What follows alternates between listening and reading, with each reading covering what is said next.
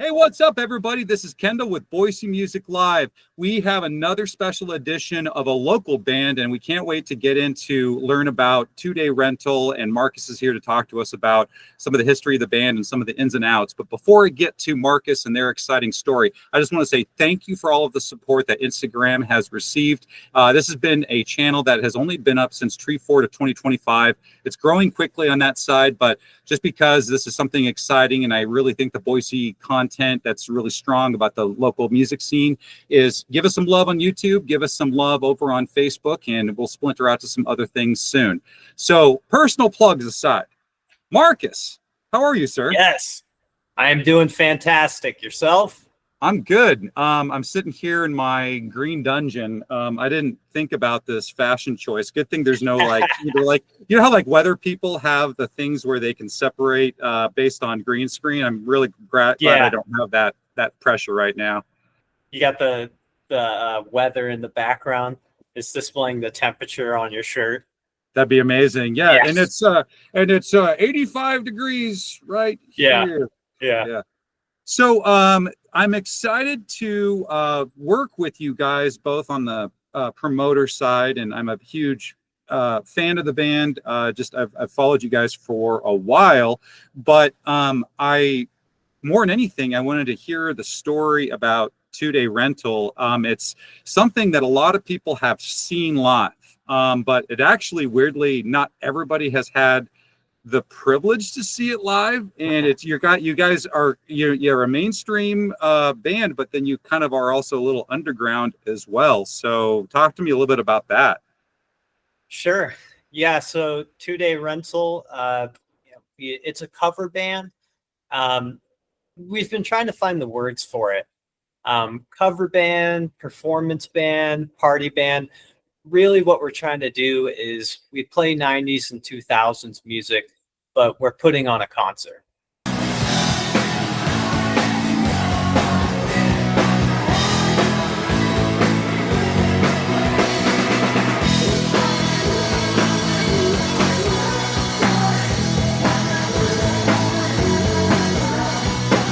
Right. So when you think of a cover band, you think of you're at a bar and there's a band playing music in the corner, right? But what we're doing is we're putting on a show. So when you come see two-day rental, there's a stage, there's lights, there's smoke machines, and you're coming to see a concert. We're on stage, we're rocking out. You can see me, I'm dressed like this. All the guys are going 100%. The audience is involved, the band is on point, and we're having a good time rocking out on stage. You're not coming to see a bar band, you're coming to see two-day rental concert, and that's the goal when you come out. Well, you are definitely far from, I guess, the traditional bar band type, if there is one. But you guys technically play bars. But I've been to numerous of these shows. These bars are packed. People are spilling outdoors. People who know about you, they go there to have a really good time. And the people who just were so lucky to be in the room with their buddies get a nice surprise. Yeah, and that's been the most exciting thing. You know, we're always trying to bring new people out, but one of my favorite moments is during the show. You know, it's everyone does it like, hey, who here has seen us before? So at some point, hey, who here has seen two-day rental before? And to see half the room, 3/4 of the room shoot their hands up, yeah, and be able to talk to people after and have them come up and, man, I've seen you guys 5 times. I've seen you guys 6 times. And to be able to have that response from people, it's just, it's been fantastic. That's awesome. Well, I've watched your shows over the last year and a half, and what's been cool is I get excited that, oh, they're going to play the song, and you don't. You actually recycle your material quite a bit, and it's Disturbed, it's Linkin Park, it's Killers, it's The Darkness. That's a deep cut. So in terms of keeping people guessing, is that kind of a fun puzzle? Yeah, so, we played everything from early 90s to 2000s. I mean, we kind of have this arbitrary 1990 to 2005, 6-ish, range. And that's kind of been actually the funnest, maybe most challenging, but most exciting thing. building the set list. You know, it's right there in our bio, playing your favorite 90s, 2000s hits, hashtag no journey, right? Not that there's anything wrong with it, but you go, you know, to a bar, you go see a band, and it's always the same stuff. You know, it's Fleetwood Mac, it's Journey. And so what we're doing is saying, hey, let's play songs that people haven't heard. Let's play songs people want to hear. And so building the set list over the years, we've been like, man, it's so crucial. How do we make the set flow? We want to put, we call them the bangers in there, right? But it also has to ebb and flow. You can't just hit them over the head the whole time. You got to, let's have some exciting, and then we got to do a fun song that's maybe laid back a little bit. Then you want to come back. Let's do 3 new metal songs, and then let's swerve over here and do some pop punk songs, and let's bring it back with some grunge. So honestly, we spend a lot of time in the group chat. Okay, let's move this here. Let's move that. Oh, but we got to do some tuning changes. Well, we don't want to spend a lot of time tuning, so we got these drop D songs. The set list is so crucial to the experience. Yeah, well, and you guys have a minor, if not a major, in crowd psychology, because those crowds are intense from the beginning until the end. And so all of that research and that thoughtfulness you guys are putting into it is clearly executing live. So about 2-Day Rental, the band, I mean, building your show is a big piece of obviously what you do, because that's your external facing thing. And since you're not doing, well, I know that it's predominantly covers. I've heard rumblings that there might be some other things that you guys have in the works. But at the meantime, how did this come about? Like, how did you say that this is the fastest horse that we want to ride on, or we like playing these tunes? Or I guess talk to me kind of the reasoning that went into putting together this group. Yeah, so it was Jordan. I'm going to give Jordan the credit there. Shout Jordan. Shout to Jordan. This was kind of his vision. This was his baby. Military guy, and he said he had this vision. Again, got these bands, they're all playing the same stuff. And I guess he started putting this thing together before he even came back. He's reaching out to guys, reaching out to guys, Facebook, and all that. And so he already had guys, you know, he had Chris, I think he had Greg, Zach, who unfortunately he's moved away. We love Zach, lined up as band members. So he already had the vision of 2-Day Rental. And the kind of the way it worked out was they had been together for, I want to say 4 or 5 months, just grinding songs. I want to say they had like 30, 40 songs, and Jordan was singing. And if you've seen our shows, Jordan's a good singer. He's a great singer. Greg is a really great singer too. Greg used to play bass in the band. He used to play bass. Greg is the most talented musician in the band, if you've ever seen 2-Day. But so the way it came about in the current lineup, Jordan was singing. They had like 30, 40 songs, and the set list started becoming more complicated. And I guess it got to a point where Jordan said, if this is going to keep going, we need to find a singer. They hadn't played a show yet. I had just moved into town, landed, and went, oh, man, I got the itch again. I need a new band. I've played in bands over the years, touring and stuff. And so I did what every musician does. Facebook, Craigslist, you start looking. And I went on the it's one of the Boise musicians page. The very first post I saw was Chris, our drummer. Hey, we're a band and we're looking for a singer. We play 90s, 2000s music. I said, oh my gosh, this is exactly what I'm looking. Man, phenomenal. So I sent him a message, said, hey man, I'm a singer. I just got out here. Can I come out? Yeah, hey, send me some stuff. So I sent it to him. And they were like, yeah, man, come on out, you know. And don't let Jordan tell you I told you this, but apparently, allegedly, Jordan was behind the scenes going, oh my gosh, dude, we gotta have this guy come in. Don't he would never say that, but some behind the scenes info. No. But yeah, I just lucked out because these guys are just unbelievable musicians. And so I just feel so fortunate. I was able to just kind of step in the room and we're like, yeah, let's play a song. And we played, and I was just floored. It's like, oh my gosh, these guys are just incredible.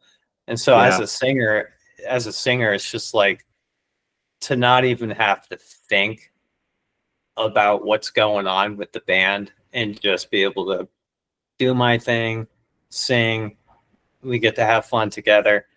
And yeah, like I said, they had already grinded out so many songs that it was just like, let's hit the ground running and move from here. So from there, it was build the set list. We had never played a show, so didn't even have a name yet. We had and I'm rambling. If you can't tell, I'm a rambler. No, this is good because I'm hanging on every word because, like I said, I've heard these splinters. Like there was a mafia. No, nothing like that.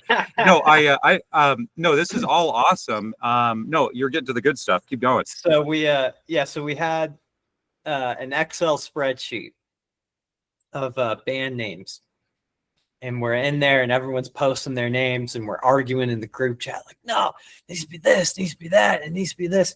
And I'm like 99% sure it was me. I said 2-day rental. There was names getting kicked around. I think there was something to do with LimeWire. There was something to do with broadband. There were some good ones. I said, no, it's 2-day rental, man. I'm telling you. And it was ranked pretty high. And I came up with the logo. Well done. And so, because they were like, oh, it's not bad. I don't know. And so on my phone, right, I took the pen and I drew it. I took it and I drew it and I screenshot and I sent it to them and they were like, okay, that's the one. So you created the serendipitous moment. Congratulations. Yes. So I'll take credit for that. And then everyone else gets the credit for everything else. That's fair. Well, and I mean, you sell yourself. You said a comment earlier about, it's my easiest job in the world because they're so great at what they do. You yourself, sir, are a great front person. You yourself are an amazing performer. But what's the indictment about that is you're succeeding at a high level, and then you have your 4 other members contributing 20% of owning their instruments too. You guys are just a force. That whole stage show, it's just a Mack truck. So you have something very special there. Well, and that was, again, a 2-day show. The intention is to be a concert, right? So it is intentional. We spent a lot of time saying, how do we level this up from guys playing songs? A little bit of background. I have a theater background, and so the guys are going to hate me for this. They're like, no, it's organic. We have to let it happen. I'm over here saying, I got this idea, man. We're going to get up there, and at this part of the song, we're going to do this. It needs to be exciting for the audience. When this happens, I'm going to do this because this is going to be a fun moment. When you go see these big bands, these A-tier bands, when those exciting moments happen on stage, when this part of the song happens and those flames shoot up and they hit that killer stage move, I promise you they practiced it. Indeed. It did not happen on accident. And that moment that gets posted on YouTube, that clip got shared around, everyone at the concert went, oh my gosh, and they told their friends. I promise you they practiced it. 100%. Those are the type of things that we put effort into. The details count because the details, what separate yourself from, certain quos and stuff like that. But, to your point about rehearsing those moments in the show so they seem natural and not accidental. But if they're so rehearsed, actually sometimes they come across as accidental, and they're fun. And but I've known you guys long enough. I know which moments are the shtick versus the people. But I would say that you guys have a nice balance of both. People can see your souls in there, which is great. Yeah, and there's a balance, right? You can't like plan every step of every. Then that's kind of when it comes across as hokey. And it is fun, right? There's a couple like standard moments, and you can tell the show is light, right? You can tell it's like but then at the same time, there's stage banter, and there are things that happen organically when everyone's having fun. So. Yeah, well, you guys are definitely a spectacle, and I can't wait for people to see it. I didn't do it at the beginning of the show or the episode. Is August 8th, Shrine Ballroom. It's going to be a rockin' time, and we'll get to a couple more questions here. One of the things that you had touched on was, the not battle, but the discussion that goes into building a set list. I'm wondering if you might be able to spill the tea a little bit about how you guys even like choose a song to bring into the fold. I mean, I guess that's got to be a process. Yeah, that's a great question. So at this point, our repertoire is probably, we probably got 80, 90 songs in the bag, something like that. So you do kind of hit a point where when you have such a big catalog, you're like, oh man, you don't want to go too deep cut where you're playing a song, people are going, what is this? So when you're picking songs, you want to play something people know, right? You don't want to be playing a song from a popular band that's on a B-side that it's track 11 that no one's ever heard, right? Because that's not fun for people. Might be fun for you, right? Maybe the band's having fun, but if the audience is going, So we have a rule that we've decided over the years. There's no get a beer songs. We're not allowed to have those. So that's something that's been developed. We have an Excel spreadsheet. You said you wanted the T. We have an Excel spreadsheet where everyone is allowed to post and recommend a song. Everyone has a column, and we vote 1 through 5. It gives the score. Based on the score, it automatically ranks the song. There's 5 of us, so it gives the score out of 25. If it's a high-ranking song, basically from there, we'll kind of jump in the group chat. Okay, let's talk about this. Should we learn this? How does it fit into the set list?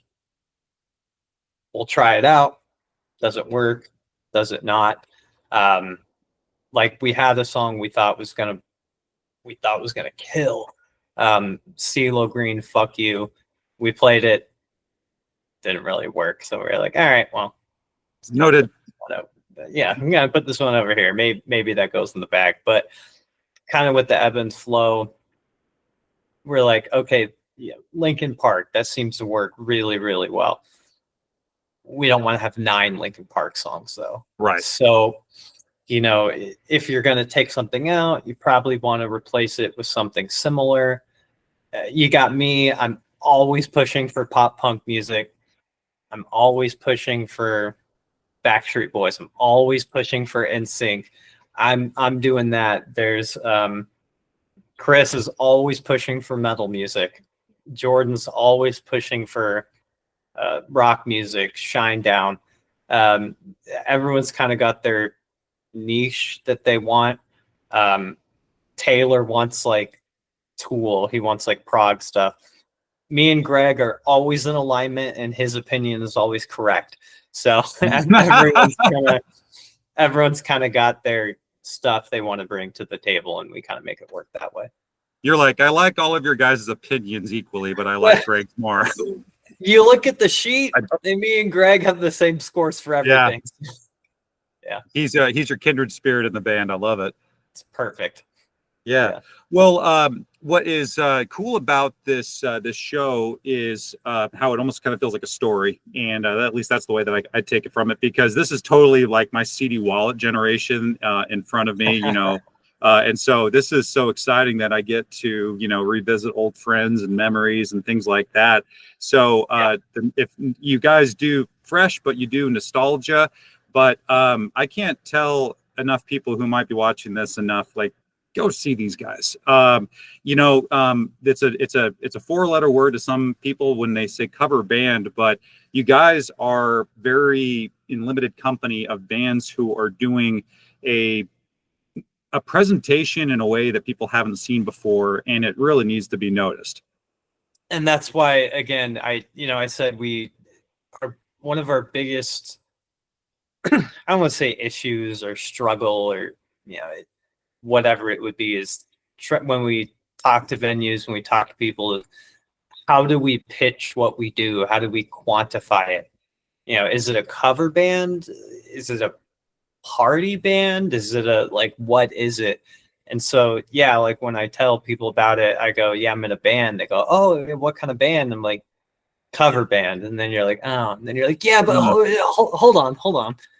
It's a cover band, but we do it like it's an original band. Like, and then, so, we're always kind of trying to search for the words, and it's like, you hate to be that guy, but you're like, you got to see it, and if you see it, you go, oh, that makes sense. So what I end up doing a lot, and it sounds really hokey, is I go, I'm in a band. Oh, what type of band? A cover band. But hold on, look. Yeah, And get them then into before they have a decline. I love it. Yeah, and then you see it and you go, oh my gosh. And you're like, Oh my dude, gosh. no, it's really so not there's anything wrong with cover bands. Again, as No. a singer, I just like to sing. So whether it's cover band, whether it's karaoke or whatever, but I think when you see it, it clicks and you go, man, that looks like a lot of fun. And I think that's why people, if they see us once, that's when it's like, who's seen 2 Day Rental before? I've seen you guys 5 times. I've seen you guys 7 times. I don't think it's a coincidence. No, you're doing it right, and I've seen it on the stage right now with your social media and the video that's out there right now. You now have the proof of concept. You have videos of people having a great time at the shows. So a lot of times that's really easy to show that to anybody who's trying to book you. This is who we are. These are the 200 or 300 or 400 people that are rocking out to our show right now.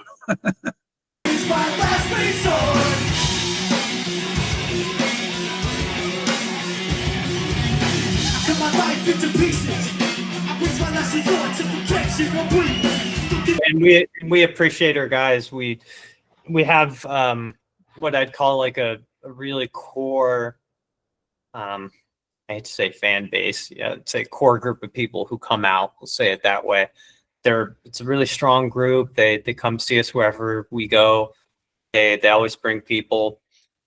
We're super fortunate to have really strong team of people who support us, not just in coming out to see us. We got Greg, old Greg, who does a killer job on the lights. It brings, I can't even express how much it brings to the show. So yeah, we're fortunate in a lot of ways. Yeah, well, you guys have built a community of supporters, and people love following you guys around because you're a great show. And once again, another plug: Shrine Ballroom, August 8th, Friday, an evening with 2 Day Rental, no opener. They are the opening act, the middle act, and the closing act. And I heard rumors about the set list. You guys are animals. I'm not going to tell people how long that you're going to play, but you're going to play a long time. 7 hours. 7 hours. It's a marathon with Marcus. And whenever he gets tired of singing The Darkness, he's going to go to hymnals. So, yeah, there you go. Yeah, but my friend, it has been a delight to speak with you this evening. And again, I will always be a huge supporter of you guys and a major homer for this band. If you have not seen 2 Day Rental, go out and catch a show. It is an experience.